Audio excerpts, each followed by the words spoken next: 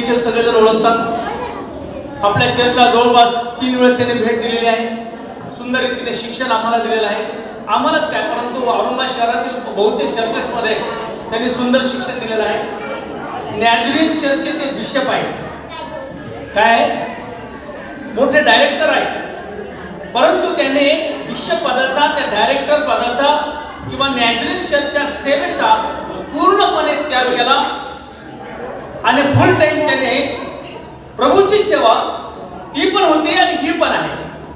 परंतु कुठल्याही प्रकारे बंधन राहू नये, कुठल्याही प्रकारे कोणाचा अधिकार राहू नये, अगदी मन मोकळेपणाने सेवा करावी, कारण आत्म्याला मोकळीकता असावं असं थेसलोनिकरांच्या पुस्तकात म्हटलेलं आहे।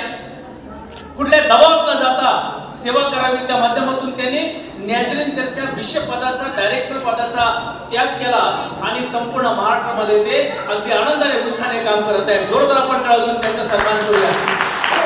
खरोखर त्यांचं शिक्षण आमच्या मंडळीतच काय, परंतु एजी चर्च आणि ज्या ज्या चर्चमध्ये ते गेलेले आहेत त्या चर्चमध्ये खूप आशीर्वाद प्राप्त झालेले आहेत आणि म्हणून तेच आशीर्वाद आज देवबाप आम्हाला पण देणार आहे। म्हणून ते काही जास्त वेळ बोलणार नाही, देवबाप त्यांना चालवेल त्या वेळेनुसार ते आपल्याला ह्या ठिकाणी चालणार आहे, परंतु कोणीही जागा सोडायची नाही, जागा सोडायची नाही। नीती 16 आणि 20 मध्ये असं म्हटलेलं आहे, जो वचनाकडे लक्ष पुरवतो त्याचं कल्याण होतं, जो परमेश्वरावर भाव ठेवतो तो खरा धन्य आहे। नीती 13:13 मध्ये म्हटलेलं आहे की जो कोणी वचनाचा अवहेर करतो त्याला लज्जा आणि दारिद्र्य प्राप्त होते।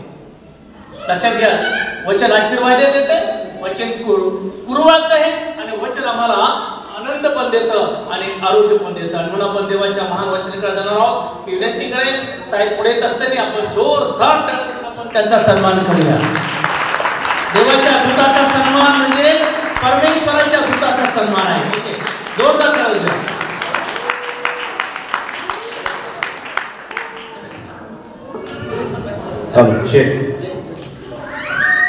सर्वांना सलाम, लहान लेकरांनो सलाम। तुम्ही हत्ती पाहिलं का? हत्तीच्या पाठीवर बसले का कधी? तुम्ही शांत नाही बसले तर आज हत्ती तुमच्या पाठीवर बसणार। मी स्वतः येऊन बसेल पाठीवर, म्हणून शांत बसायचा। मी पाठीवर बसल्यावर आवाजच निघणार नाही। शांत बसा, जास्त वेळ मी तुमचा घेणार नाही, अगदी थोडा वेळ मी घेईन। याचं एकदाच काहीतरी करून घ्या, ते इको बंद करा।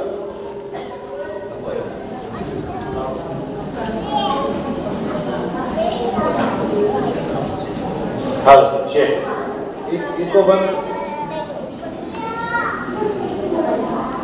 चेक चेक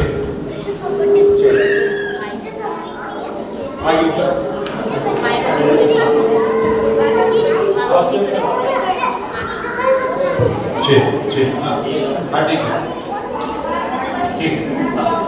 बरं, आजच्या या 38व्या वर्धापन दिनाच्या कार्यक्रमानिमित्तानं आपण सर्वजण या ठिकाणी जमलेलो असताना प्रभूचा गौरव करण्याकरता आपण या ठिकाणी एकत्र जमलेलो आहोत। या लेकरांना धरा, ज्यांची लेकरं आहेत त्यांना हाती घ्या, त्यांना बसवा खाली, कमी येऊ तिकडं।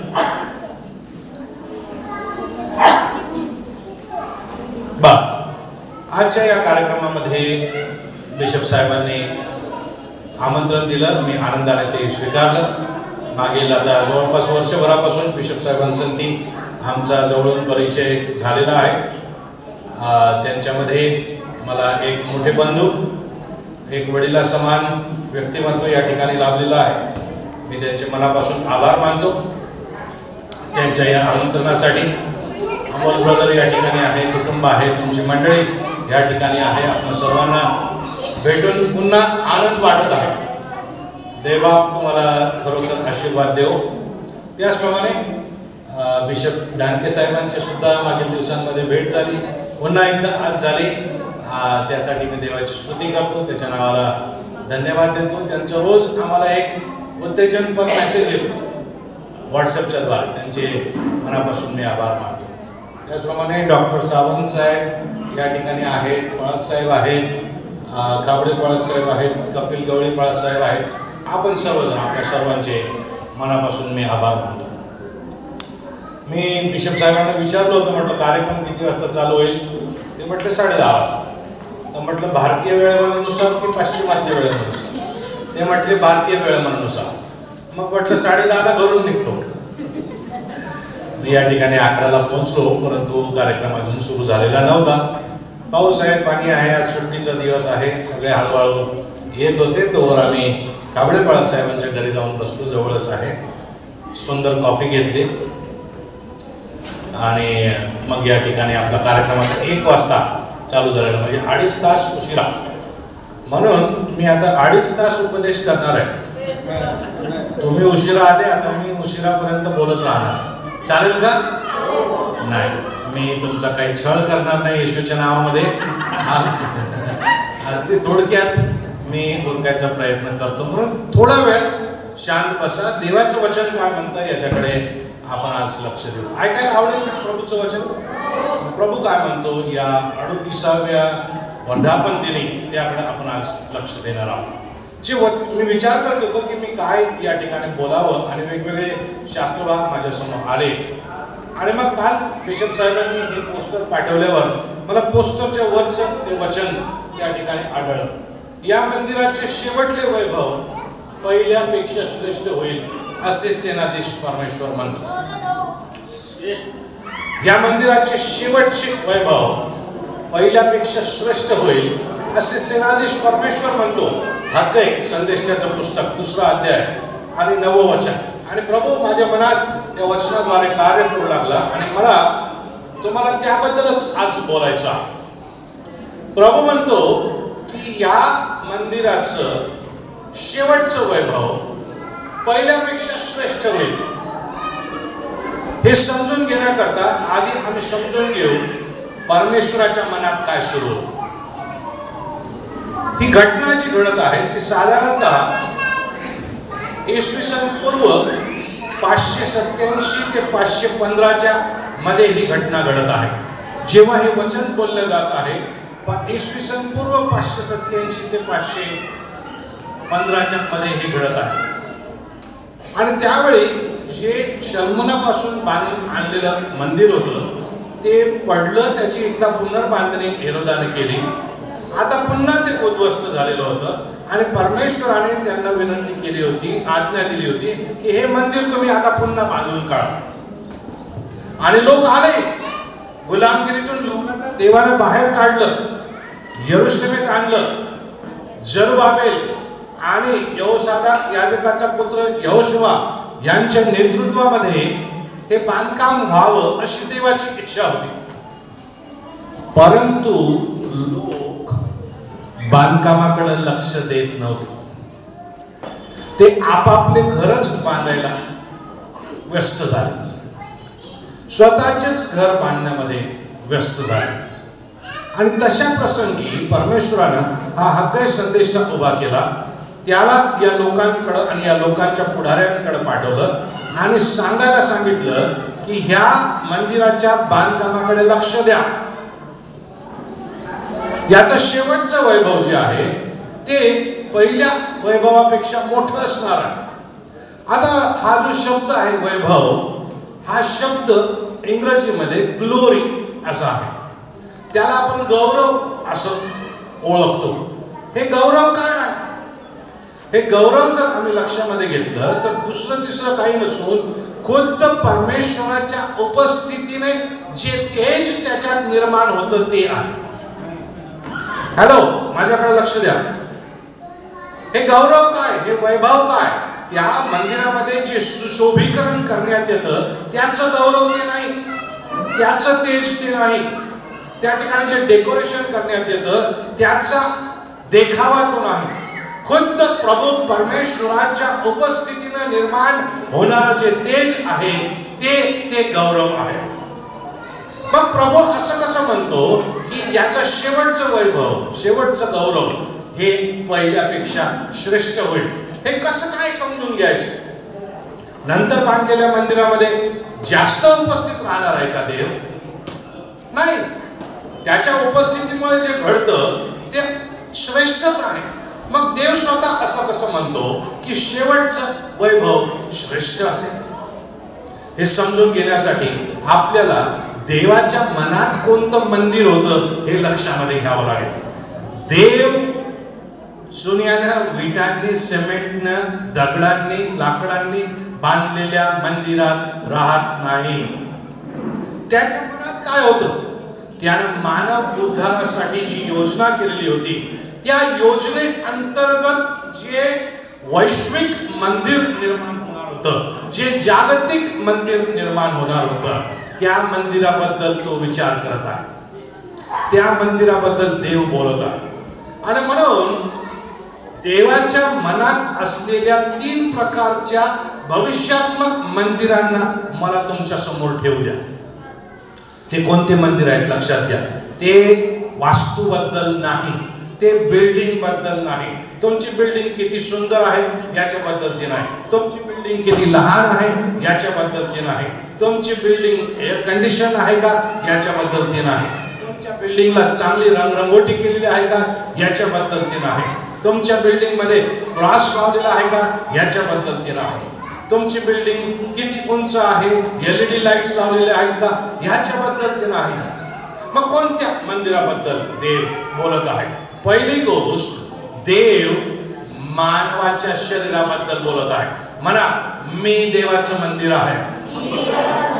सगळेजण म्हणा, लेकरांनो जोरानं म्हणा, मी देवाचं मंदिर आहे. देवाचं वचनच आपल्याला सांगतं. पहिले कोरिन्थीचा 3 अध्याय 16 वचन आणि 6 अध्याय 19 वचन की तुमचं आणि माझं शरीर हे देवाच्या पवित्र आत्म्याचं मंदिर आहे.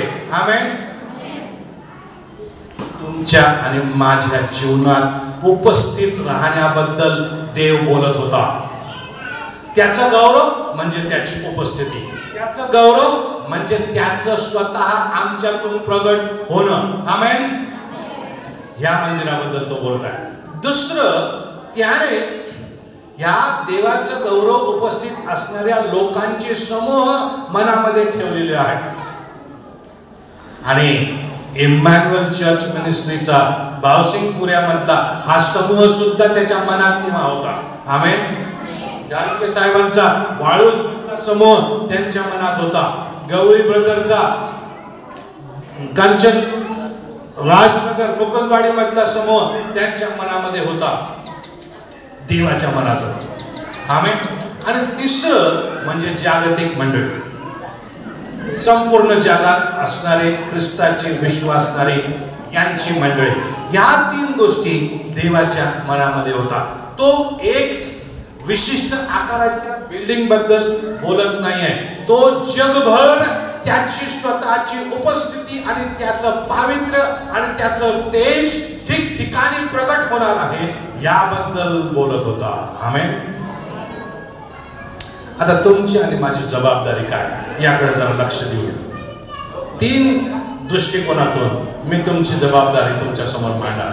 पहिली गोष्ट, तुम्ही जर देवाचे मंदिर आहात तर मंदिर गदळ असून चालणार नाही, मंदिर अस्वच्छ चालणार नाही, मंदिरामध्ये धिंगाणा चालणार नाही, मंदिरामध्ये स्वतःची मर्जी चालत नाही. मंदिर कोणाचं आहे? माझ्या साथी बोला, मंदिर कोणाचं आहे? मंदिर कोणाचं आहे? मग देवाचं जर आहे तर त्या देवाला त्या जागा आहे का हे आम्हाला बघावं लागेल. तुम्हाला माहित आहे, आमच्यामध्ये देव उत्पत्तीपासून वसत होता, पण आदाम हवेने घोडचूक केल्यामुळं त्याची उपस्थिती आता तिथे नाही, त्याची उपस्थिती तिथं नाही. आजही त्याची इच्छा आहे की तुमच्या आणि माझ्या अंतःकरण रूपी मंदिरामध्ये त्याने येऊन राहावं. पण आम्ही त्याला म्हणतो, आमचंच बरं आहे, तू काही इकडे येऊ नकोस. आमचे पाप जे आहेत ते आम्ही काही सोडू शकत नाही, तू इकडे येऊ नकोस. आमचा स्वार्थीपणा आम्ही सोडू शकत नाही, तू इकडे येऊ नकोस. माझ्या अंतःकरणाच्या खुर्चीवर मीच विराजमान पाहिजे, माझ्या अंतःकरणाच्या खुर्चीवर जे सिंहासन आहे त्या सिंहासनावर मला स्वतःलाच विराजमान असण्याची इच्छा आहे. तू तिथं आलास तर सगळं काही स्वच्छ करतोस. मग मला माझ्या सवयी सोडून द्याव्या लागतील, मग मला माझे विचार सोडून द्यावे लागतील, मग मला माझ्या जगिकतेनं राहण्याची जी माझी प्रवृत्ती आहे ती सोडून द्यावी लागेल. मी ते करण्यास तयार नाही. तू माझ्याकडे येऊ नको. कसं काय देवाचं गौरव होईल? कसं काय देवाचं गौरव पहिल्यापेक्षा मोठं माझ्या जीवनामध्ये होईल? होणारच नाही. त्याच्यासाठी आम्हाला आमचं अंतःकरण उघडून त्या देवाला येण्याकरता ते अंतःकरण स्वच्छ करण्याची गरज आहे. ते पाप आम्हाला आमच्या अंतःकरणातून घालवून देण्याची गरज आहे. तुम्हाला माहित आहे का, पाप दोन प्रकारचं आहे. कदाचित ही संकल्पना तुम्ही पहिल्यांदाच ऐकत असाल, परंतु ही पवित्र शास्त्रोक्त संकल्पना आहे. जॉन वेस्ली यांनी याच्यावरती खूप जोर दिलेला आहे. पाप दुहेरी आहे, दोन प्रकारचं आहे. एक पाप ते आहे जे आम्हाला आदाम आणि हवेच्या स्वभावातून प्राप्त झालेलं आहे, त्याला आम्ही मूळ पाप म्हणतो, अंतर्गत पाप म्हणतो किंवा अनुवंशिक पाप म्हणतो. दुसरं पाप ते पाप आमच्या स्वभावात असल्यामुळं आमच्या कृतीचा कल सदैव पाप करण्याकडेच असतो, वाईट करण्याकडेच असतो. आणि त्यामुळं केलेलं कृतीतलं पाप हे दुसरं पाप. म्हणून जेव्हा आमचं तारण होतं, जेव्हा आम्ही आमच्या पापांची क्षमा मागतो, जेव्हा आम्ही प्रभू येशू ख्रिस्तासमोर लीन आणि नम्र होतो, जेव्हा प्रभूला म्हणतो की तू माझ्यासाठी आपलं रक्त सांडलंस, मला माझ्या पापांची क्षमा कर, तेव्हा आम्ही कृतीत केलेल्या पापांची क्षमा होते.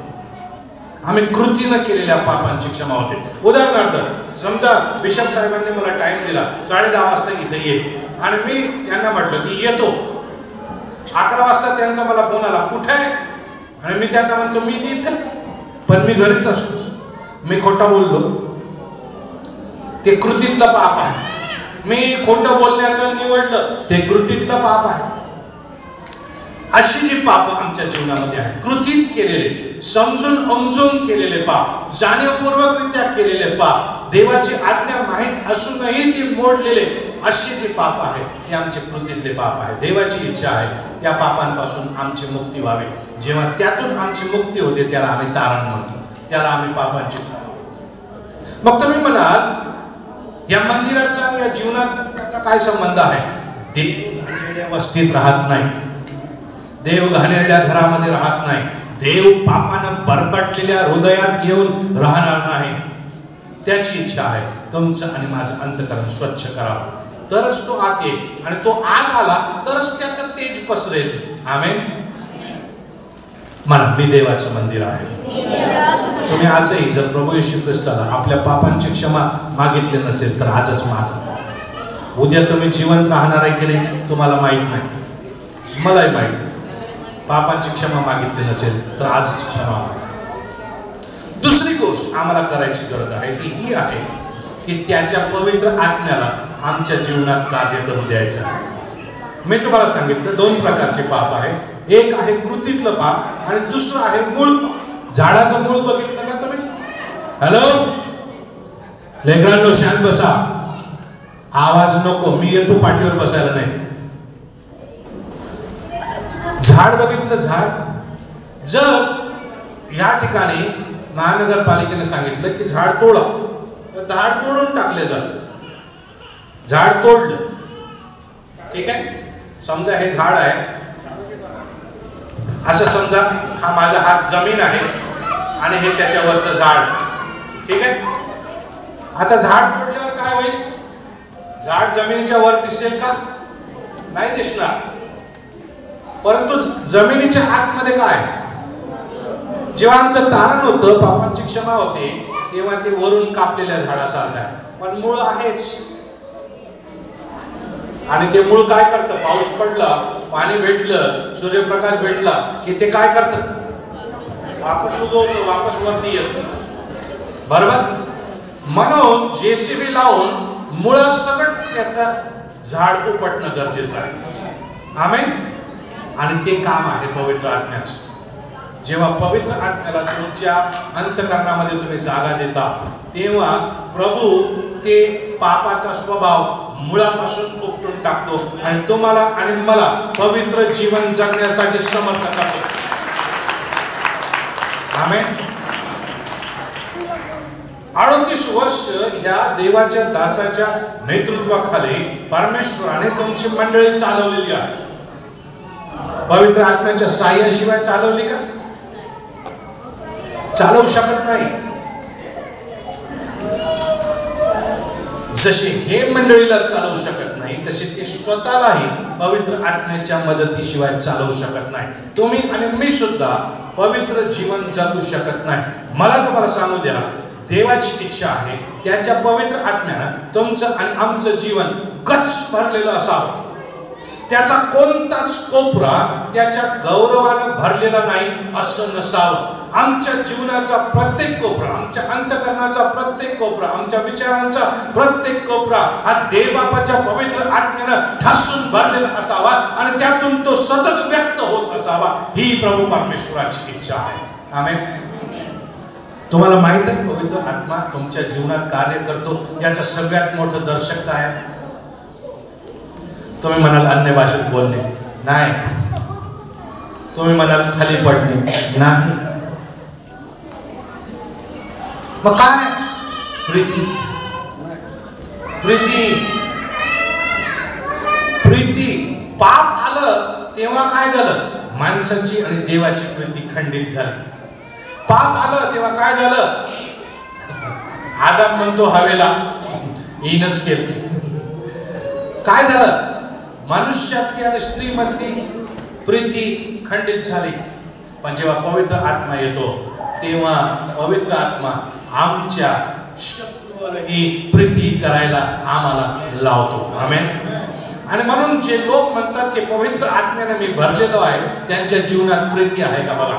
जे लोक म्हणतात माझ्यामध्ये देवाचा आत्मा वसतो आणि त्याचं गौरव माझ्या जीवनामध्ये होतं, प्रीती आहे का बघा. प्रीती जर नसेल तर मग बाकी सगळा देखावा आहे आणि थोतांड आहे. प्रिया, प्रीती हा शब्द जो आहे तो प्रीती शब्द येतो अगापे ह्यापासून आणि त्याचा अर्थ आहे जीव देऊन करायची प्रीती.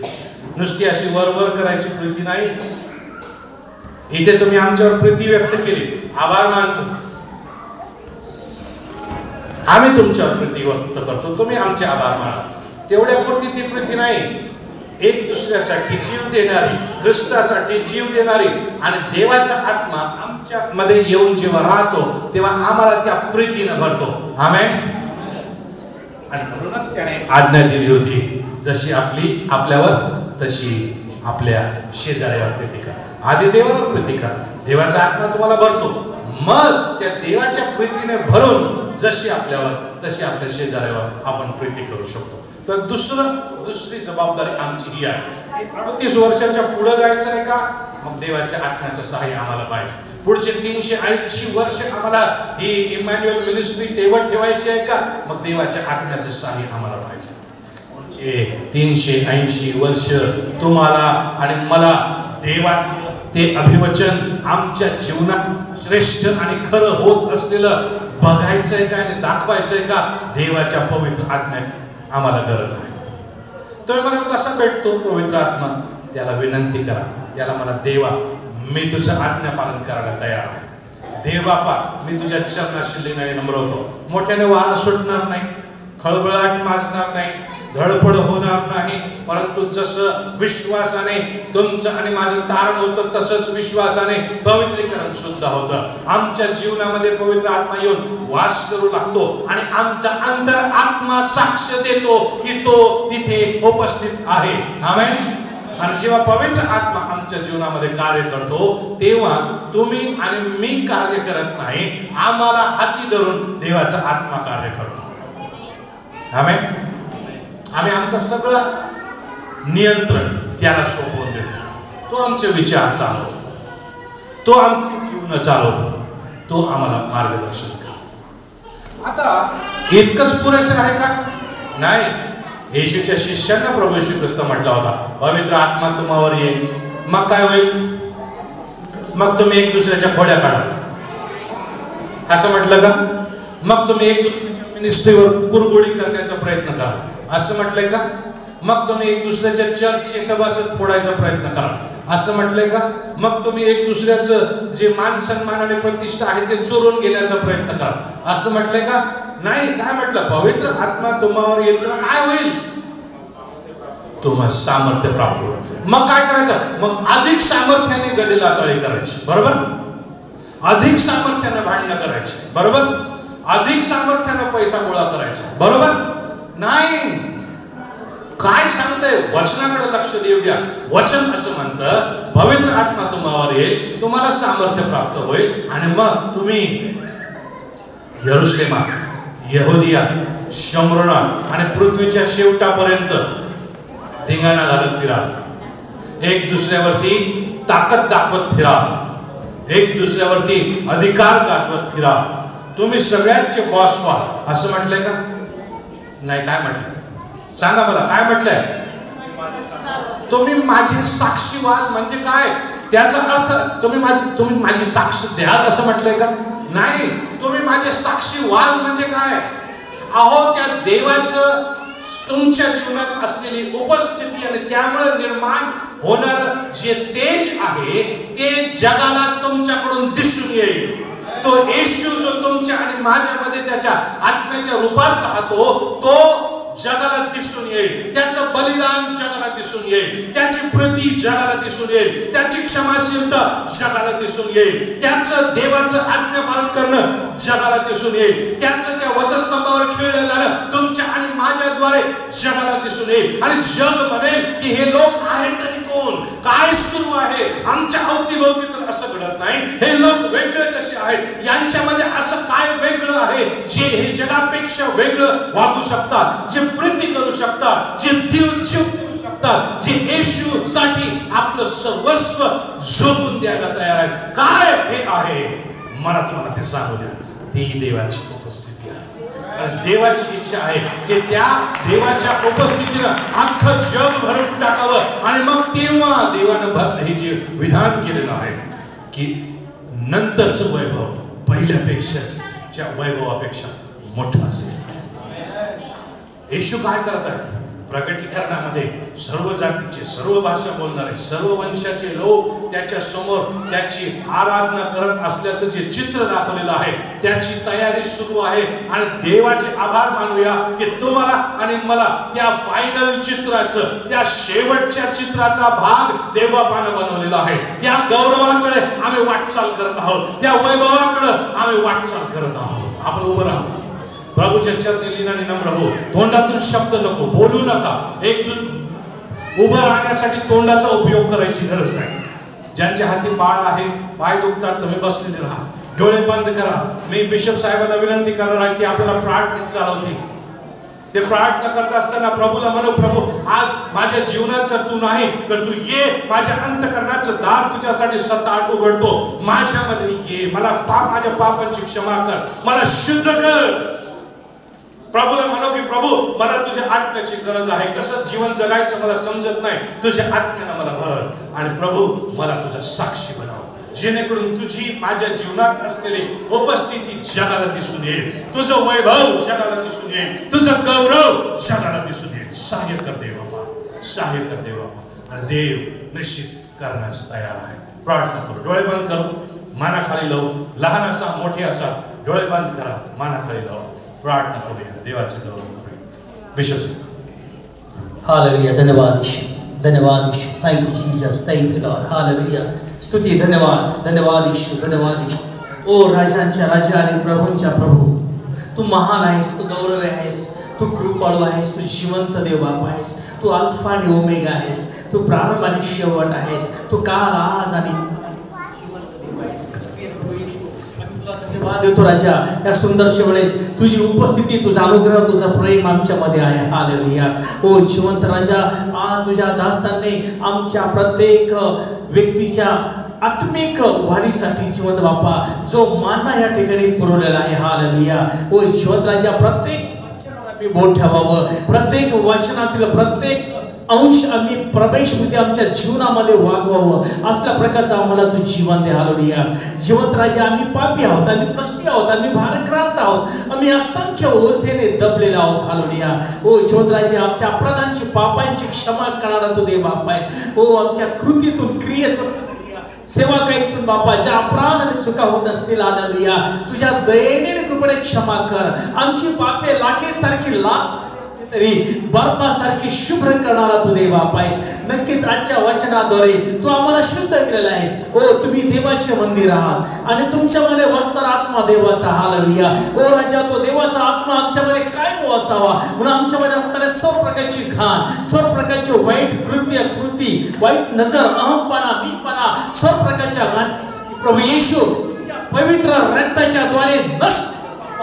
आणि हे मंदिर, हे वैभव विद्या तू येईपर्यंत बापा चांगल्या प्रकारे राखल्या जाऊ दे. विशेष करून प्रार्थना करतो, ज्या तुझ्या दासांनी सुंदरसा मानना आम्हाला पुरवलेला आहे, स्वर्गीय वचन आम्हाला दिलेलं आहे. ओ त्या वचनाप्रमाणे अनुकरण करण्यासाठी आम्हाला सहाय्य कर. मी प्रार्थना करतो, कुटुंब, त्यांचा परिवार, हो त्यांचा संपूर्ण परिवार तू आशीर्वादित कर, त्यांची मंडळी आशीर्वादित कर. ज्यांचे दर्शन घेऊन हालेलुया ते परमेश्वर विद्या तू येईपर्यंत टिकणार असं होते. विशेष करून प्रार्थना करतो, आलेले सर्व पवित्र जन तू आशीर्वादित केलेले तुला धन्यवाद देतो. इथून पुढची वेळ आणि समय मी तुझ्या हातात देतो. ही लहान व नम्र प्रार्थना तारणारा प्रभू येशू ख्रिस्त याच्या द्वारे भक्त म्हणून तो एक पित्या. आमेन. आमेन.